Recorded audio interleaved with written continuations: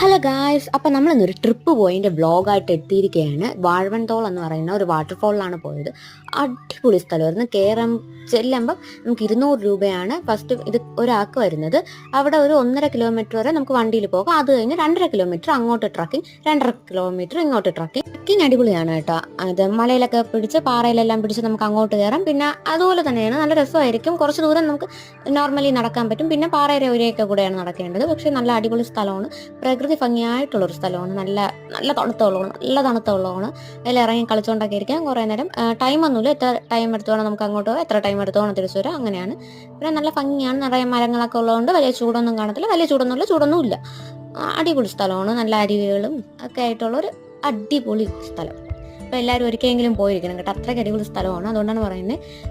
ഇത് കണ്ടുകൊണ്ടിരിക്കാൻ തന്നെ ഒരു രസമാണ്. അവിടെ ഇരുന്ന് ആ സൗണ്ട് ഇങ്ങനെ കേട്ടുകൊണ്ടിരിക്കാൻ തന്നെ ഒരു വല്ലാത്തൊരു ഫീലിംഗ്